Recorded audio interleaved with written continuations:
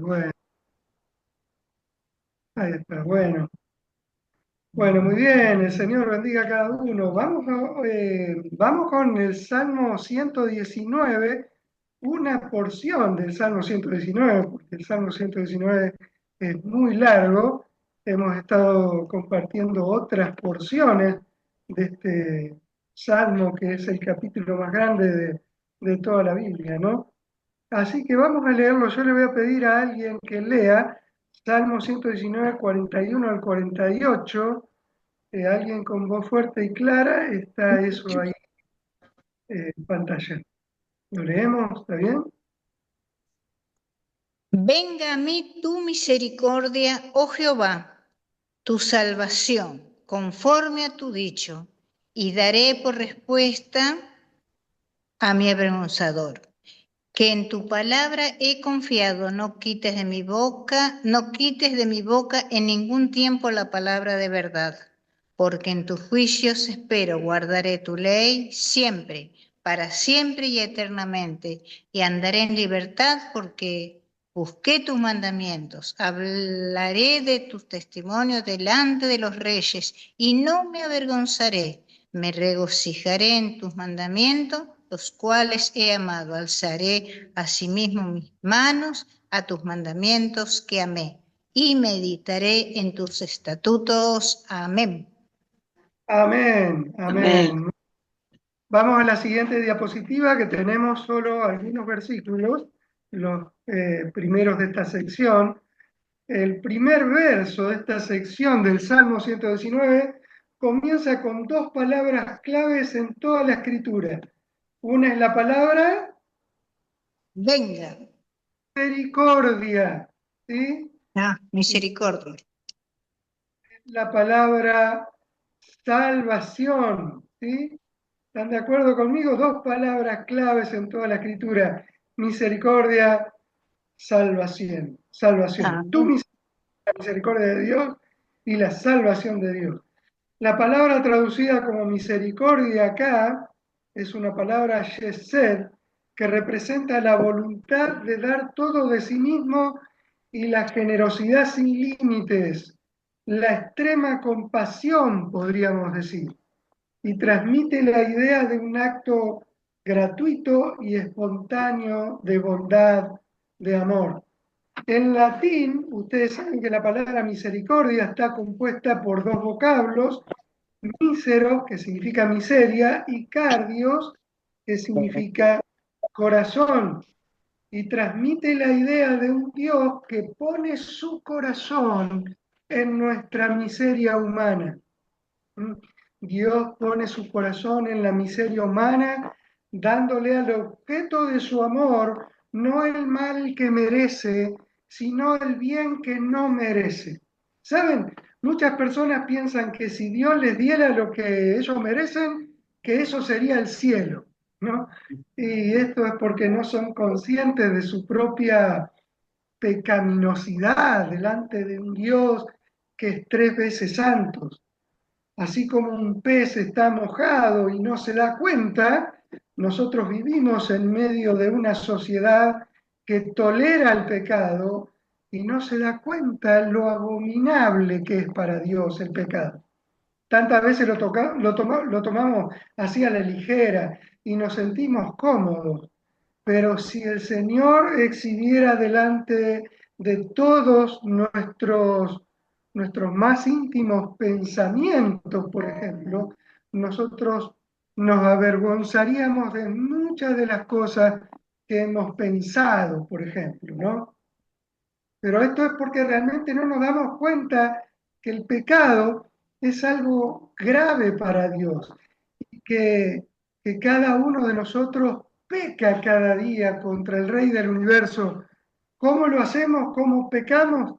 Con lo que hacemos, con lo que no hacemos pero deberíamos hacer, con lo que decimos, aún con lo que pensamos, ¿no? Y cada uno de estos pecados constituyen crímenes contra Dios. Un Dios perfectamente santo, perfectamente puro, cuya justicia perfecta también merece ser satisfecha. ¿Saben? El rey David que había pecado contra Urías, contra Betsabé, contra su pueblo, contra su familia, contra sí mismo, ¿no? Pero el rey David no estaba tan preocupado por eso, sino más bien porque había pecado contra Dios. Él dice en el Salmo 51, contra ti solo he pecado y he hecho lo malo delante de tus ojos, ¿sí? Así que David entendió, más grave es que él había pecado contra Dios, eso era lo realmente grave. En la parábola del hijo pródigo, ¿no? Eh, ¿Cuántos conocen la parábola del hijo pródigo? ¿No? Eh, Cuando el hijo vuelve arrepentido a la casa de su padre, ¿qué le dice? ¿Se acuerdan? He pecado, Padre, he sí, pecado contra contra el cielo y ti contra y contra ti. ti. He pecado contra el cielo, ¿sí? Lo primero, lo más grave es que ha pecado contra el cielo, contra Dios mismo. Eso era lo más grave, ¿no? Otro ejemplo, cuando José, estando como esclavo en Egipto, se niega a acostarse con la mujer de su amo, le dice, no hay otro yo en esta casa y ninguna cosa me ha reservado sino a ti, porque vos sos su mujer. ¿Cómo pues, dice José, cómo pues haría yo este grande mal y pecaría contra Dios? ¿Mm? A José no le preocupaba tanto pecar contra Potifar, sino pecar contra Dios. Señor. A Dios, no, era lo más grave. Y si nosotros tomáramos conciencia de que las ofensas hacia un Dios infinito merecen un castigo infinito, temblaríamos delante de Él. Santiago nos dice que los demonios creen y tiemblan, ¿no? Ellos como que tienen más temor de Dios que muchos de los que hoy día, de los que hoy en día toman el pecado a la ligera. Pero hermanos, si Dios nos diera lo que nosotros merecemos, eso no sería el cielo, de eso tendríamos que estar seguros. Si Dios te da lo que mereces, no sería el cielo. ¿Mm? Eso sería el infierno por la eternidad. Y lo que tenemos que entender es que Dios no solo no le debe nada a nadie, sino que además todos le debemos a Él. Todos le hemos ofendido, voluntaria o involuntariamente le hemos ofendido. ¿Mm? Y eso nos deja en una condición miserable delante de su presencia. Una condición en la que si vamos a abrigar alguna esperanza de recibir algo bueno de su parte, necesitamos necesariamente que Él ponga su corazón en nuestra miseria. ¿Mm? Que Él tenga, en otras palabras, misericordia de nosotros. ¿Mm? Así que la primera palabra clave es la palabra Misericordia. misericordia. Venga a mí tu misericordia, oh Señor. ¿Mm? Venga a mí tu misericordia. La otra palabra clave que aparece aquí, ¿cuál era? Salvación. Salvación, salvación. Salvación. Salvación. Esta está íntimamente relacionada con la anterior. Es un término muy importante en toda la escritura. La gran mayoría de las personas no toman conciencia de que necesitan salvación.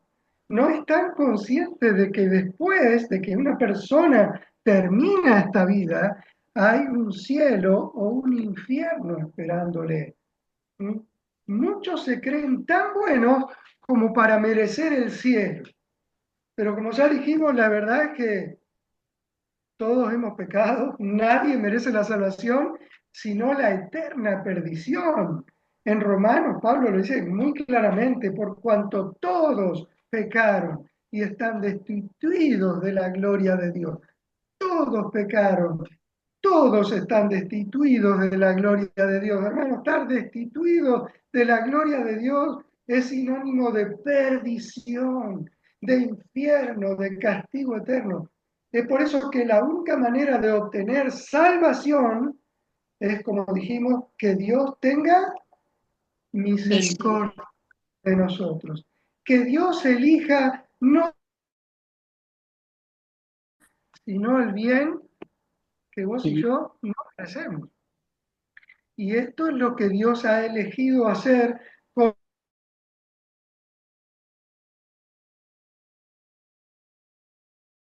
el mundo. ¿Sí? A cada uno de sus hijos Dios lo ha elegido para salvación. Dios ha tenido misericordia de nosotros, podemos decir. Así que el salmista sabe, en primer lugar, que no son sus méritos humanos los que los llevarán a la salvación, sino solamente la misericordia de Dios. Y por esto clama, venga a mí tu misericordia, Jehová, tu salvación conforme a tu dicho, y daré por respuesta a mi avergonzador que en tu palabra he confiado.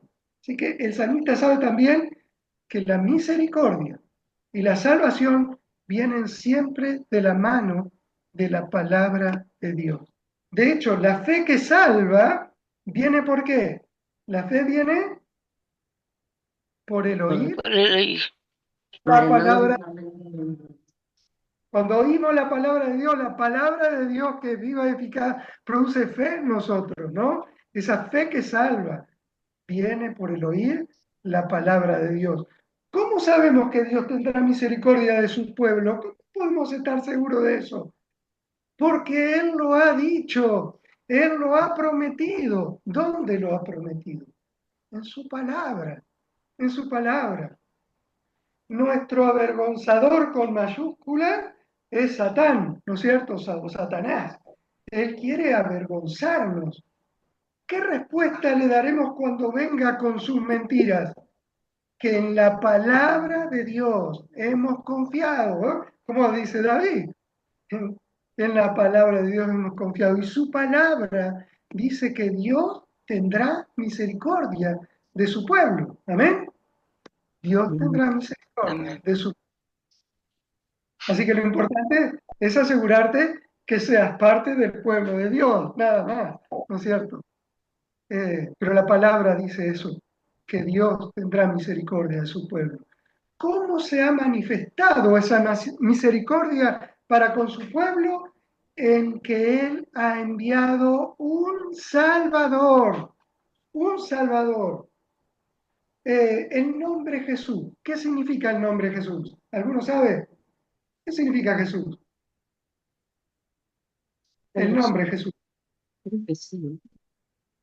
El nombre Jesús significa eso, Salvador, Salvador. ¿Por qué María y José debían ponerle ese nombre? Vamos a verlo. Mateo 1:21, ¿no? Lo dice ahí. Alguien que lo lea. Y dará a luz un hijo, y llamarás su nombre Jesús, porque él salvará a su pueblo de sus pecados. Bien, porque Jesús significa Salvador, porque Él salvará ¿a quién? Dice, a su pueblo. ¿De qué pecado? De su ¿No? pecado. La palabra dice claramente que todo aquel que en Él cree no será avergonzado, que todo aquel que en Él cree no se perderá, sino que tendrá vida eterna. Y esa es la palabra del ser más confiable en todo el universo.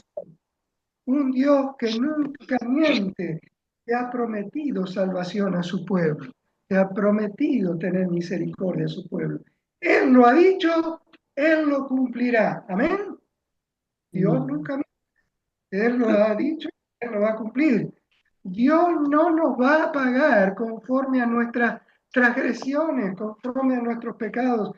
Y la razón es que hay uno que vino y pagó en nuestro lugar, el cual se llama Jesús, nuestro Salvador, Jesucristo. Él fue el justo por los injustos para llevarnos a Dios, dice la palabra. Y cuando uno en arrepentimiento y fe pone su confianza en Jesús, ahí instantáneamente Él hace, eh, no corre ya para nosotros el castigo que merecíamos, sino la misericordia de Dios que no merecemos.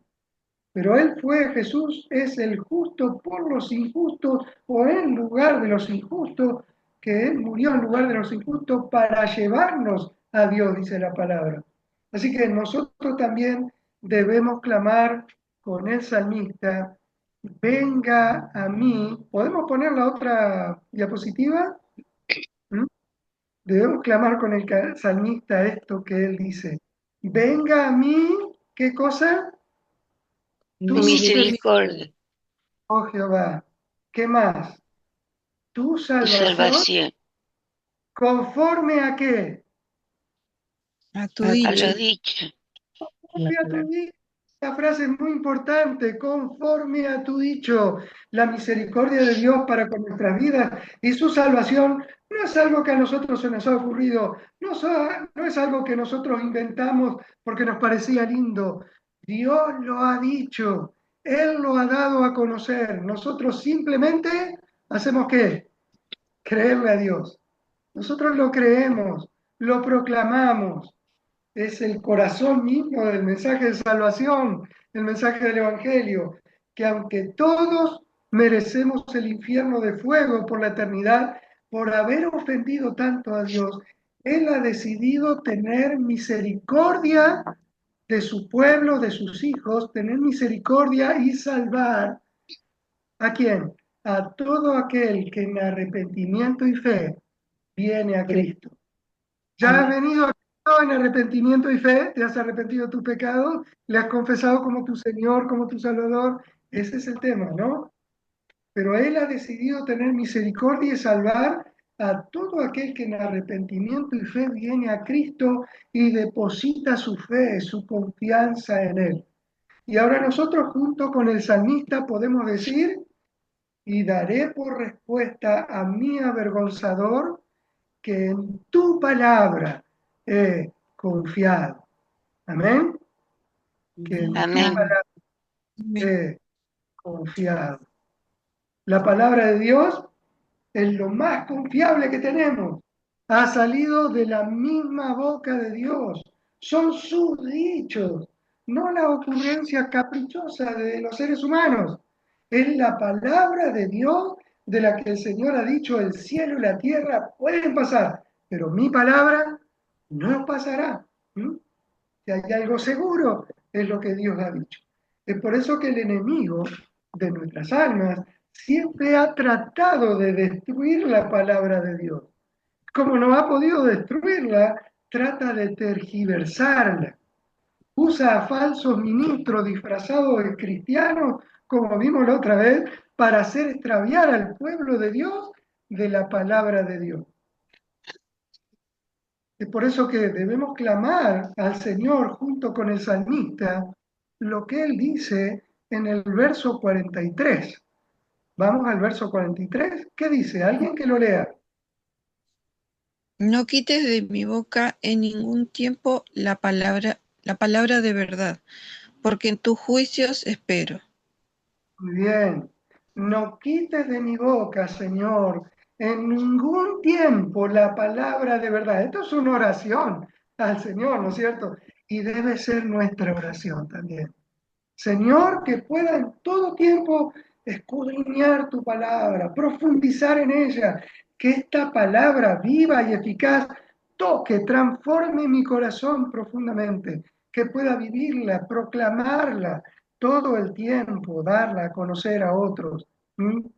No quites de mi boca en ningún tiempo la palabra de verdad. En los tiempos de prueba, tu palabra me va a fortalecer, me va a levantar, pero en los tiempos de bonanza, tu palabra, Señor, también me mantendrá alerta. ¿Para qué? Para no caer en tentación.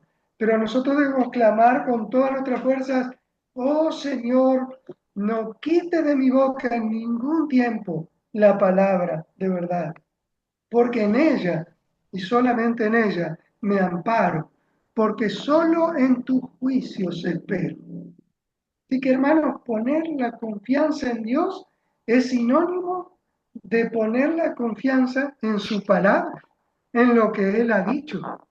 Pero para confiar en su palabra, obviamente, debemos cada uno de nosotros transformarnos en estudiosos de su palabra, en gente que dedica horas y horas a escudriñar lo que Dios ha dicho en este libro sagrado que es la Biblia. ¿Saben? Yo nunca oí la voz audible del Señor, no sé si alguno habrá oído, yo nunca oí a la voz audible del Señor, pero mentiría si dijera que Él no me ha hablado. Él me ha hablado y me habla cada día. ¿Cómo lo hace?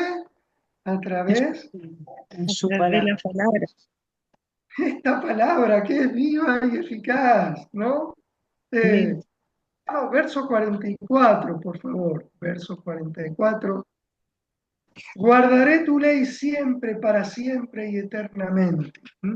Este es el deseo profundo del salmista y es el deseo profundo de cada hijo, de cada hija de Dios. Guardar su ley siempre, para siempre, eternamente. De este lado de la existencia vemos como nosotros, quienes hemos confiado en Cristo, hemos comenzado a ser transformados por la palabra de Dios en un proceso de santificación, ¿cierto? Y aunque no podemos decir que siempre la obedecemos perfectamente, sí tenemos que poder decir que la obedecemos sinceramente y de corazón. Pero también sabemos que cuando dejemos este cuerpo y vayamos a la presencia del Señor, seremos semejantes a Cristo y podemos cumplir ahí sí perfectamente su ley. Amén. Amén. Bien, verso 45, verso siguiente. Alguien que lo lea, por favor. Y andaré en libertad, porque busqué tus mandamientos. Andaré en libertad porque busqué tus mandamientos. Muchos piensan que andar en libertad significa darle rienda suelta a los deseos carnales, humanos, egoístas, hacer la vida que uno le dé la gana hacer. Pero ese concepto de libertad en la Biblia es presentado en realidad como esclavitud. Recuerda que Jesús dijo, todo aquel que hace pecado es esclavo del pecado. Y es que el hombre no siempre actúa en base a sus convicciones profundas, sino dominado por pasiones, dice la palabra, que combaten dentro del ser humano y que lo esclavizan a una vida miserable de pecado. Por eso Jesús dijo, conoceréis la verdad y la Y la verdad será estará libre. libre. ¿A qué se refería Jesús? A la verdad de la palabra de Dios. Asimismo también, ¿no? Porque Cristo es la verdad. Yo soy el camino, la verdad, la vida, dijo él, ¿no? Pero la verdad de la palabra de Dios, la cual nos hace libres de las mentiras de Satanás. ¿Saben? Cuando la luz de la verdad de Dios ilumina una vida, las tinieblas tienen que retirarse. La mentira debe retroceder. La libertad que Cristo vino a darnos es libertad del pecado y de la muerte. Debemos entender que el rechazo a la verdad de la palabra de Dios y la confianza en la propia sabiduría humana, eso es lo que conduce a la esclavitud. ¿Sí? ¿Está claro? Lo digo otra vez. El rechazo a la verdad de la palabra de Dios y la confianza en la propia sabiduría humana conduce a la esclavitud. Pero según el verso 45, ¿cuál es el secreto para andar en libertad? ¿Qué dice acá? ¿Cuál es el secreto para andar en libertad? ¿Qué dice el Porque, salmista? porque busqué tu mandamiento. Bien, entonces el secreto para andar en libertad es buscar sus mandamientos. Y saben, solamente los hijos de Dios buscan guardar los mandamientos, ¿no? Porque no es solo para saber cuáles son sus mandamientos, sino para andar en ellos. Y cuando andamos conforme a sus mandamientos, también pasa algo maravilloso, llegamos a convertirnos por la gracia de Dios, no por nuestro mérito, por la gracia de Dios, por ese obrar profundo de Dios en nuestra vida, llegamos a convertirnos en herramientas útiles en sus manos. Amén. Llegamos a Amén. convertirnos en voceros que proclaman a otros las buenas noticias del Evangelio de Cristo. Amén. Por eso Amén. el salmista va a decir lo siguiente, versos 46 y 47, alguno que lo lea. Hablaré de tus testimonios delante de los reyes, y no me avergonzaré, y me regocijaré en tus mandamientos, los cuales he amado. Muy bien. Hablaré de tus testimonios. Cuando proclamamos la palabra de Dios, no estamos dando a conocer nuestras opiniones humanas, que no sirven para nada, nuestras opiniones humanas. Estamos dando a conocer los testimonios de Dios, el testimonio de Dios, aún delante de los gobernantes y reyes de este mundo, tal como Pablo dice el salmista, yo voy a llevar tu nombre, no me voy a avergonzar, dice, ¿no? Acuérdense, el salmista antes había hablado de su avergonzadora, ahora dice otra vez, yo no me voy a avergonzar. Y esto nos recuerda la palabra de Pablo en Romanos 1 cuando dice, porque no me avergüenzo del Evangelio. ¿Por qué? Porque el Evangelio es poder de Dios para salvación, otra vez la palabra salvación. ¿A quién? A todo aquel que en él cree. Y de la misma manera nosotros hoy, hermanos, debemos proclamar como el salmista, como Pablo, como tantos hermanos fieles, eh, hoy debemos proclamar a viva voz el Evangelio de Cristo. No me avergüenzo del Evangelio, es poder de Dios para salvación a todo aquel que en él cree. El mundo trata de avergonzarte, de llamarte loco. ¿Por qué? Porque el mensaje de la cruz es locura a los que se pierden, dice la palabra, pero para nosotros los que creemos es poder de Dios para salvación. ¿Y cuál es la fuente de poder al proclamar el Evangelio de salvación? Es estar conectados, unidos a esa fuente de energía inagotable que es la palabra de Dios. Es estirar nuestras manos a los mandamientos divinos y amarlos con todo el corazón. Es la oración y la meditación constante en la palabra nuestra fuente de poder. Amén. Es por eso que el Amén. salmista, es por eso que el salmista dice lo siguiente, verso 48. Alguien que lo lea. Alzaré asimismo mis manos a tus mandamientos, que amé, y meditaré en tus estatus. Bien. Si nosotros Ay, queremos ser instrumentos útiles en la mano del Señor, ¿cuántos de ustedes así. quieren ser útiles en la mano de Dios? ¿Mm?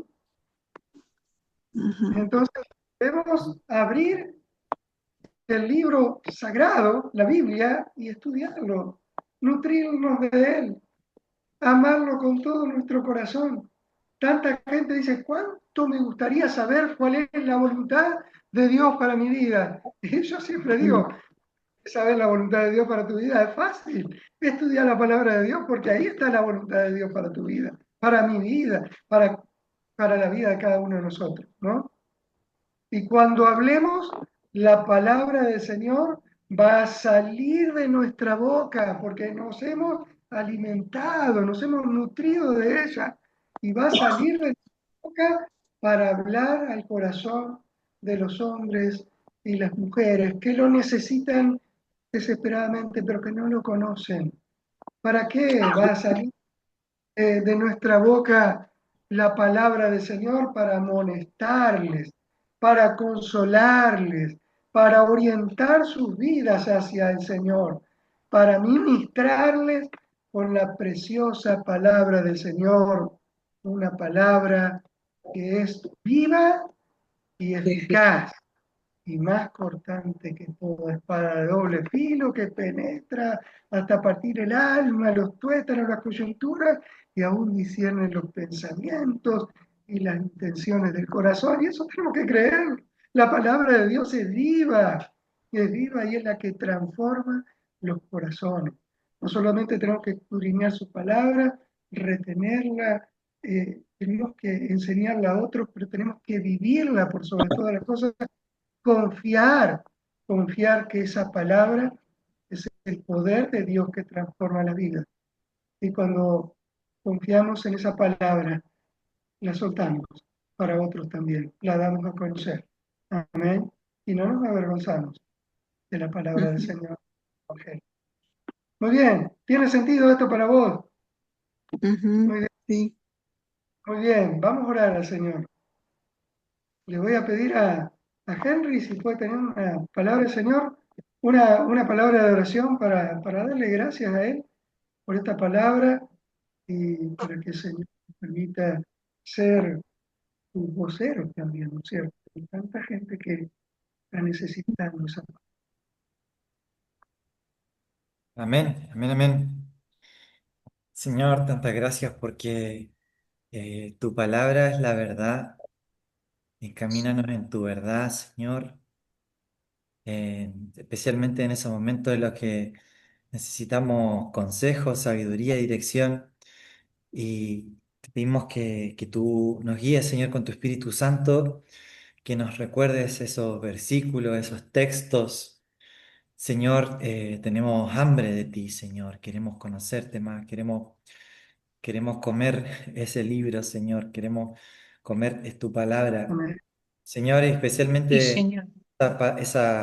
o aquellas partes que no vemos de nosotros mismos, aquellas áreas escondidas de nuestra alma, o el pecado que no vemos, Señor, que tu palabra ilumine esas áreas de nuestra vida para llevarnos a un arrepentimiento continuo, Señor, delante de ti. Queremos ser más parecidos a Jesús, más parecidos a ti, Señor, y queremos confesarte que no es por nuestra fuerza, Señor, no es por nuestra capacidad, sino que solamente por tu gracia, Señor, que nos podemos acercar a ti, Señor, solamente por tu gracia, así como cuando cayó Pedro asombrado por ti, decía, Señor, apártate de mí que soy un pecador, Señor. Así también caemos delante Sí, de tu gloria, de tu presencia. Y Señor, lo más lindo es que tú no te apartaste, sino que viniste a nuestro encuentro, nos abrazaste, Señor, nos diste de tu gracia y nos sentaste a tu mesa y limpiaste nuestras heridas, Señor.